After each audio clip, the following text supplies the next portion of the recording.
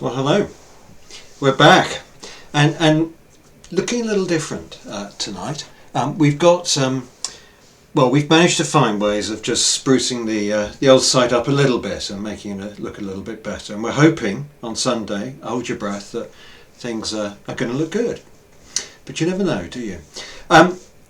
Paul Smith said, check out the hub video on the Knighton YouTube site, and so I did, and it taught me how to make something with little bunny rabbit ears. I don't think it was intended for me, but I think it is intended for children, and you should definitely, if you have children, go and check that out.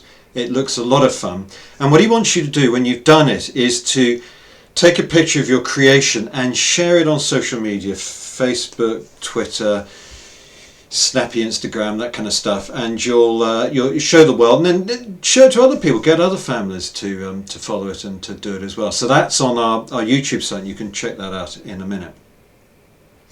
Tonight we're carrying on just looking at Psalm 27, and I thought we'd look at 3 more verses. Let me read them to you first of all. When the wicked advance against me to devour me, it is my enemies and my foes who will stumble and fall. Though an army besiege me, my heart will not fear. Though war break out against me, even then I will be confident. One thing I ask from the Lord, this only do I seek, that I may dwell in the house of the Lord all the days of my life, to gaze on the beauty of the Lord and to seek him in his temple. David has spent quite a bit of time, actually a lot of his life as a fugitive. He's been hiding in the fields, on the run, in the desert. Some people think this psalm was written while he was, while Saul was trying to kill him. Others maybe when his son had led a coup, betrayed him, and then died. And in these verses that we've got here, the wicked are advancing. They're devouring, verse 2. It's got the sense of tearing apart like wild animals. There's war, there's armies advancing, there's besieging, there's an impending threat. And yet, verse 2, it's the enemies who will stumble and fall. How can he say that? How can he be so confident in the face of all of this? For David, his enemies were tangible. They were real, physical people who wanted to do him in. For us, our enemies are more complex, aren't they? Obviously, at the moment, the situation with coronavirus, we're watching it slowly unhappen. There's a sense of doom and dread. We compare ourselves with the figures in Italy. We hold our breath.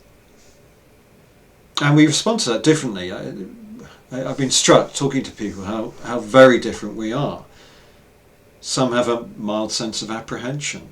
Others are terrified. They're full of dread.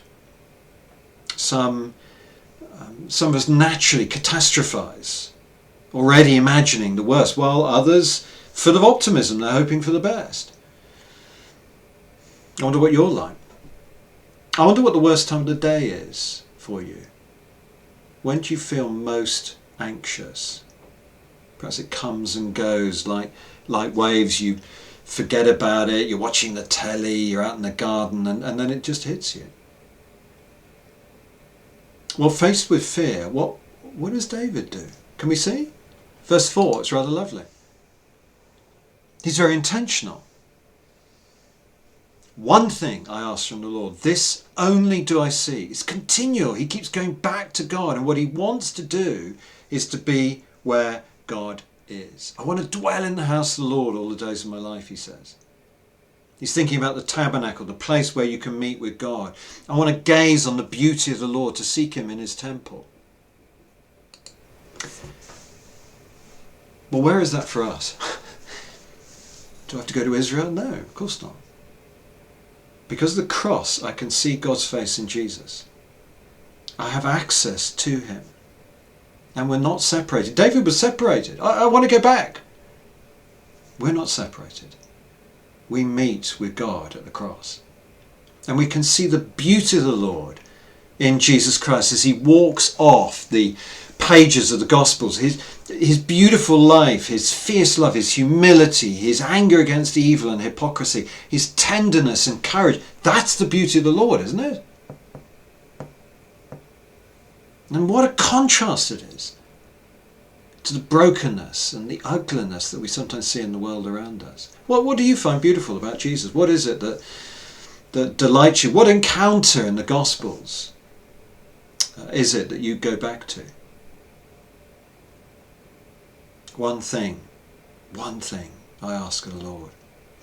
Problem for us is, unlike David, we don't keep seeking. We get distracted, we get busy, we watch the news, the kids yell upstairs, a text comes in, and yet we need to find some time in the day when we can focus on the Lord and not have to problem solve or plan where we're going to get food or work through our to-do lists. We need to look over our anxieties, over our fears, and see him. Imagine a battle. There's fighting going on all around you. It's chaos, and you just stop for a moment and you look over the soldiers and you see your king seated on his horse, banners around him,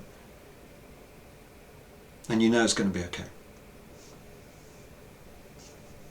He doesn't promise to rescue us and take away all of our problems. But he does promise to be with us. He does promise to never leave us and forsake us. He does say we are not alone. And he gets it. He gets the grief and the distress that we're feeling, the distraction and the confusion, because he's experienced it. Think back to that first Easter. So tell him about it. Seek him. Teach your kids to seek him as well. It's a great time to do that, isn't it? I was struck. We had an elders meeting the other night, and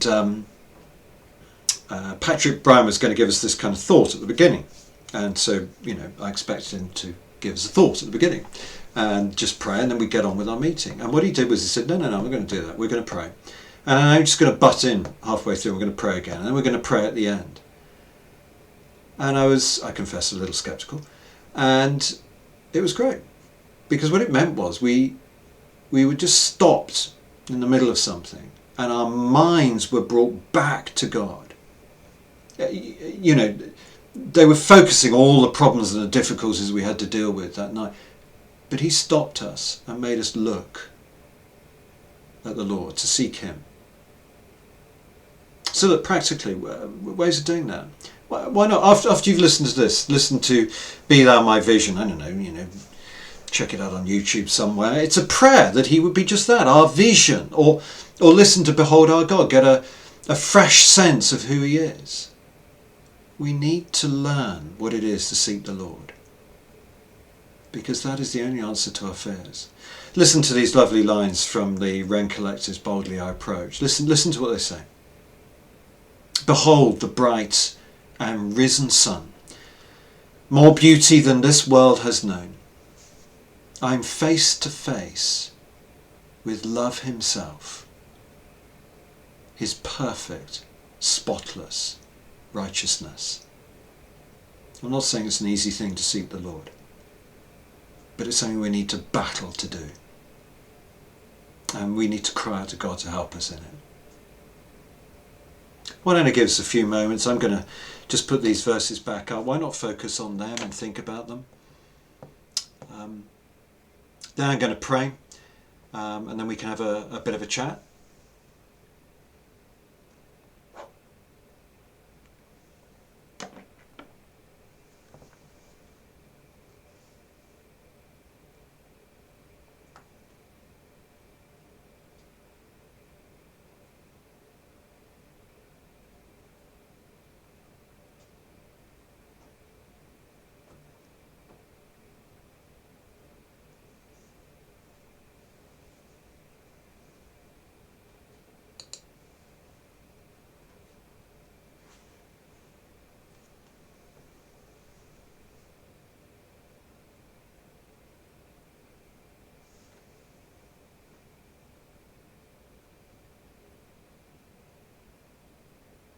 Father, I'm sorry that so often I get distracted and my mind's all over the place.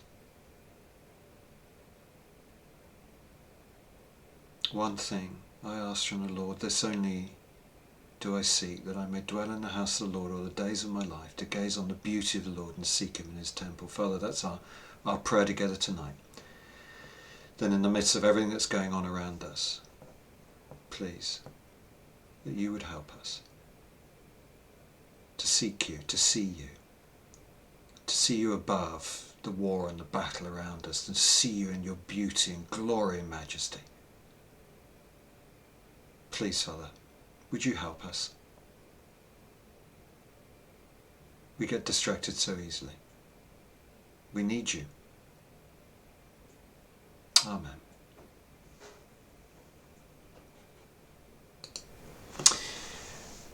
Well, we're going to meet again tomorrow. There are no questions. There's no excitement like yesterday on here.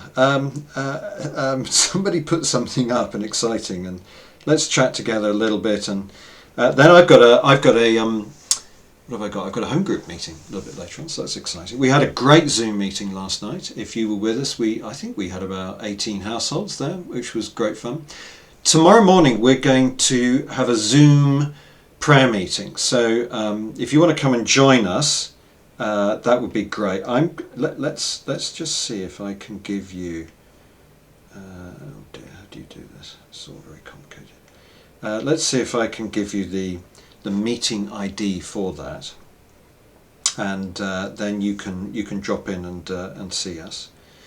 I would do that if this was behaving itself, but it's not. Yes, here we go. Right, excellent.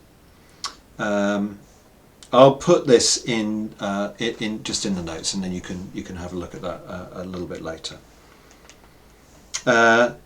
Good. Hello, Josh Corley. Hello, Rebecca Panting, otherwise known as Becky. Do pray for one another, won't you? Do come and join us tomorrow at 10:30 if you can. We want to be praying not just for ourselves in this, but for our nation, for the world, as we face this. One of the things we can do, we can pray and we can look at. Check the email we sent today. A number of very practical things for how we can care for ourselves, for one another.